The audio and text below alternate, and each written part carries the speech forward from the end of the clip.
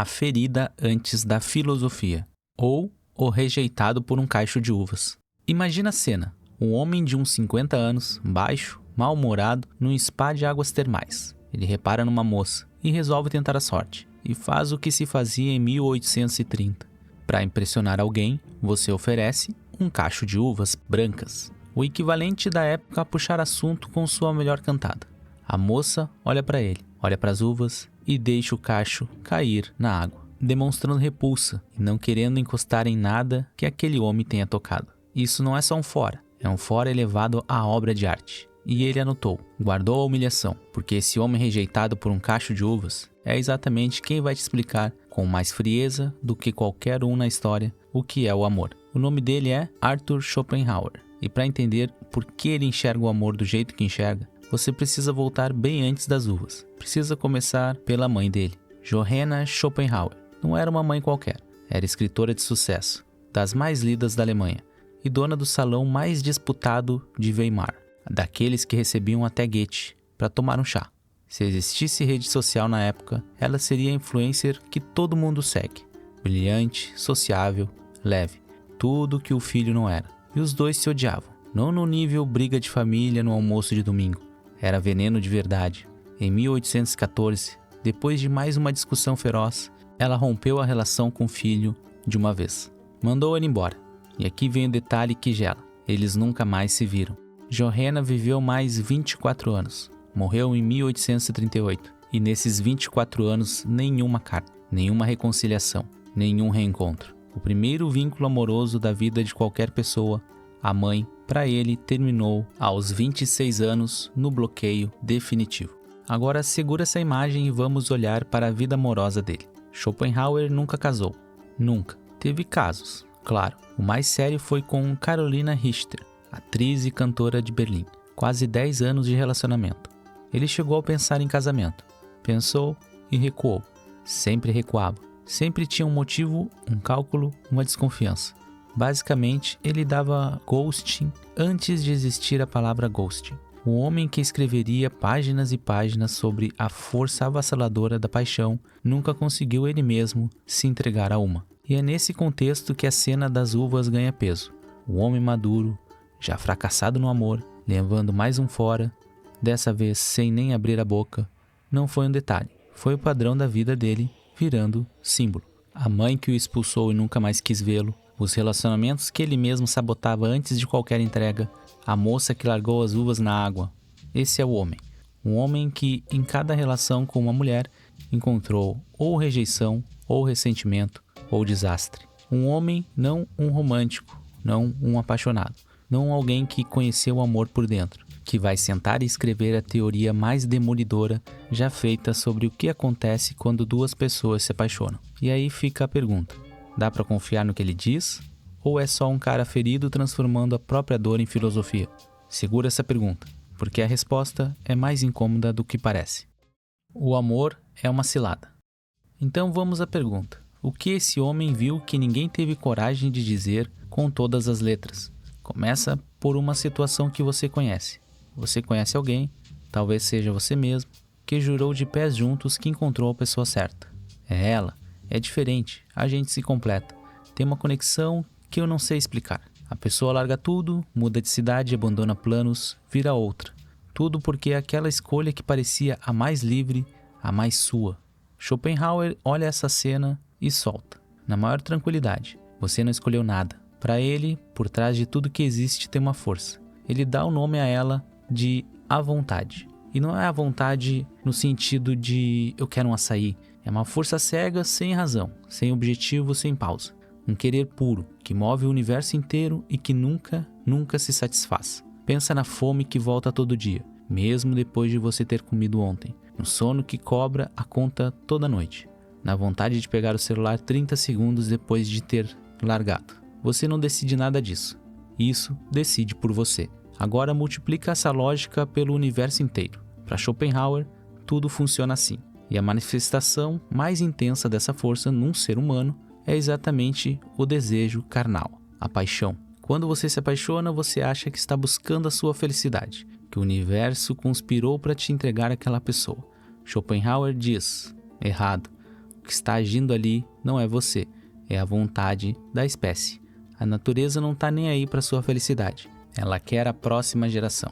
Aquela criança específica que só aqueles 2 corpos específicos poderiam gerar. Toda a paixão, a obsessão, a insônia, ou é ela ou ninguém, a sensação de que sem aquela pessoa a vida não faz sentido, tudo isso é uma ilusão fabricada. Um truque químico, diríamos hoje. Um golpe tão bem aplicado que a vítima agradece. 2 indivíduos que talvez não tivessem nada a ver um com o outro se juntam o tempo suficiente para fazer um filho. Você acha que é protagonista de uma história de amor. Você é funcionário de uma fábrica de gente e nem sabe que tinha sido contratado. E olha o detalhe cruel que ele aponta. Porque a paixão arrebatadora some. Porque aquele fogo do primeiro ano vira, com o tempo, costume, irritação e tédio. Porque cumpriu a função. A vontade conseguiu o que queria. A ilusão se desliga sozinha quando não é mais necessário. Aquela fase em que a pessoa para de mandar bom dia. Em que o date vira sofá e celular. Não é um acidente do seu relacionamento. É parte do projeto. Você foi feito para ser enganado. E depois feito para perceber o engano. Tarde demais. Isso tudo está escrito num lugar específico. A obra principal de Schopenhauer. Que se chama O Mundo como Vontade e Representação. O primeiro volume saiu em 1818, quando ele tinha só 30 anos. Mas o texto que interessa aqui veio depois, no volume 2, em 1844, num capítulo sobre Metafísica do Amor Carnal, um título que já entrega tudo. E é ali que ele desmonta, peça por peça, a maior fantasia da humanidade. E faz isso com frieza de um cirurgião, sem ironia, sem dó. Para ele, o indivíduo é sempre sacrificado pela espécie. Você sofre, se ilude, se machuca, gasta anos. E a espécie não dá a mínima, desde que o próximo da fila nasça. O amor não é um ponto mais alto da experiência humana. É a engrenagem mais bem disfarçada da natureza. E aqui mora o pessimismo de verdade. Porque para Schopenhauer, viver já é sofrer. Desejar é sentir falta. Sentir falta dói. E quando você finalmente consegue o que queria, vem o tédio e um desejo novo no lugar. O amor nesse jogo é o que mantém a roda girando. Ele te ilude para você criar uma vida nova. E uma vida nova é só mais sofrimento entrando no mundo. É sombrio? É exagerado? Talvez. Mas antes de você descartar como rabugice de um velho amargo, tem um problema. Um romancista russo do outro lado da Europa leu Schopenhauer e ficou obcecado. E resolveu mostrar, numa das maiores histórias de amor já escritas, o que acontece com uma pessoa de carne e osso quando essa força cega toma conta dela. O nome dela é Ana. O preço. A arte imita a vida ou a vida imita a arte? Uma teoria dessas é fácil de descartar. Você ouve, acha interessante e segue a vida, palavra contra palavra. Um filósofo amargo diz que o amor é um truque, e daí? Mas existe um jeito de uma ideia ficar impossível de ignorar. Quando alguém pega essa ideia e transforma numa pessoa, com rosto, nome e endereço. Foi exatamente o que fez um dos maiores romancistas da história. O russo que leu Schopenhauer e não achou só interessante, ficou obcecado. Numa carta disse que o considerava o mais genial dos homens. Pendurou um retrato dele na parede. Esse russo era Lev Tolstói. E o romance que ele escreveu se chama Anna Karenina. Anna é tudo que a vida não foi para Schopenhauer. Linda, casada, mãe, respeitada, dona de uma posição impecável em São Petersburgo. A vida inteira arrumadinha. Aí, numa estação de trem, ela cruza com um oficial chamado Vronsky. E pronto, não foi uma escolha. Ninguém senta e decide jogar a vida fora por alguém que acabou de conhecer. Aquilo cai sobre ela. Toma conta. É a vontade de Schopenhauer entrando pela porta. A força que não pede licença, não calcula, não quer saber se você tem marido, filho, reputação ou futuro. E olha o que essa força faz com ela. Ana larga o casamento, larga a posição. E o detalhe mais cruel, larga o filho. A coisa que ela dizia mais amar no mundo. A paixão não negocia, ela cobra tudo. E Ana paga, achando o tempo todo que está escolhendo, que está sendo livre, que está finalmente vivendo de verdade. Só que aí vem a parte que dói. Tolstói não deixa a paixão durar. Conquistado, o impossível, derrubado, o mundo todo, Ana e Vronsky finalmente ficam juntos. E o fogo começa a apagar. Vem os ciúmes, vem a desconfiança, vem o tédio.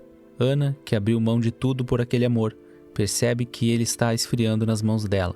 E ela não tem mais para onde voltar. Queimou todas as pontes por uma coisa que estava programada para acabar. É a tese de Schopenhauer virando carne e osso. A paixão arrebata, destrói tudo no caminho, cumpre uma função obscura e depois se desliga, deixando o estrago.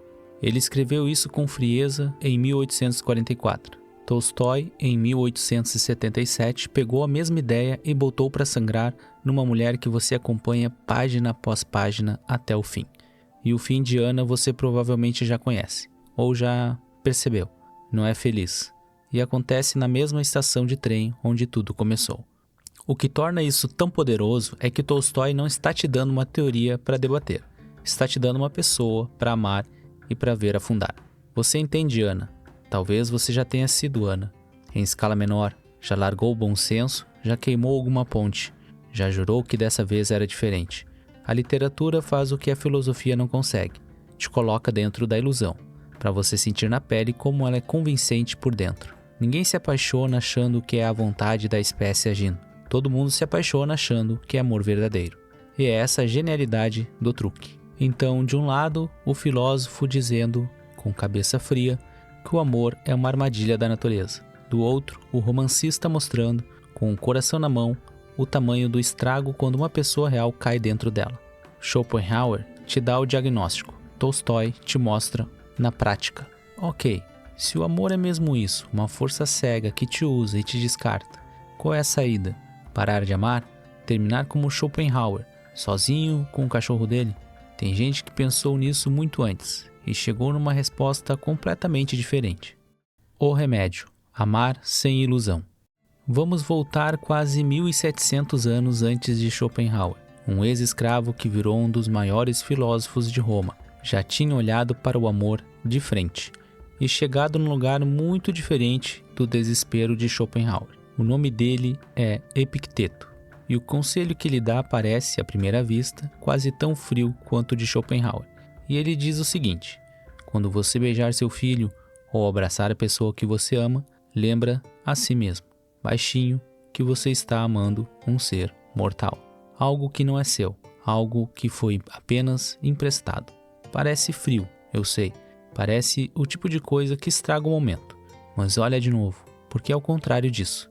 Schopenhauer olhou para a impermanência do amor, para o fato de que a paixão acaba, de que as pessoas se perdem, de que tudo que você ama um dia vai embora, e concluiu: então o amor é uma cilada, melhor fugir. Epicteto olhou para exatamente a mesma coisa e concluiu o oposto. Então ama agora, ama de olhos abertos, ama sabendo que é frágil, que é passageiro, que não te pertence, e ama mesmo assim. Talvez até por isso. A diferença entre os dois não está nos fatos. Os dois concordam que o amor não dura, que você não controla, que a perda vem. A diferença está no que cada um faz com isso. Schopenhauer transforma a fragilidade em motivo para se fechar. Epicteto transforma a fragilidade em motivo para se entregar com mais presença, não com menos. E aqui está a virada. O que destrói o amor não é amar, é a posse. É achar que a pessoa é sua, que ela tem a obrigação de ser do jeito que você quer, que ela veio ao mundo para preencher o seu buraco, a sua outra metade, a sua alma gêmea. Esse amor, o amor posse, o amor carência, o amor que fica checando se foi visualizado, o amor que precisa saber onde a pessoa está a cada hora. Esse, de fato, é uma armadilha. Esse vira ciúmes, controle, sofrimento. E Ana morreu disso. Mas existe outro tipo, o amor que não agarra, o amor que segura a pessoa como você segura a água na mão aberta, presente, mas sem apertar. Você ama e ao mesmo tempo sabe que aquilo é um empréstimo, não uma propriedade. E justamente por saber, você presta atenção, você não desperdiça, você não adia, você não trata quem está do seu lado como cenário garantido. Repara no que aconteceu aqui. Schopenhauer não estava errado no diagnóstico. A paixão cega existe, a vontade existe, Ana existe. E existe aos montes, todo dia, e em escala pequena e em escala trágica. Ele acertou na doença, errou no remédio. Porque a resposta para um amor que ilude e aprisiona não é parar de amar e terminar sozinho no quarto em Frankfurt, com um poodle e um trocadilho cruel na ponta da língua. A resposta é aprender a amar sem a ilusão da posse. Talvez seja a diferença entre os dois homens. Schopenhauer entendeu o amor melhor do que qualquer pessoa já viveu, mas entender o amor e saber amar são duas coisas completamente diferentes. Talvez ele tenha entendido o amor, mas talvez nunca tenha aprendido a amar. E você, quando o amor chegar na sua vida, e ele vai chegar, de novo, do jeito que sempre chega, sem pedir licença, você vai querer entendê-lo como Schopenhauer ou vai querer vivê-lo de olhos abertos, como Epicteto? Porque dá para saber tudo sobre o amor e morrer sem nunca tê-lo tocado. E dá para não explicar nada e mesmo assim amar direito. A escolha, essa sim, é sua.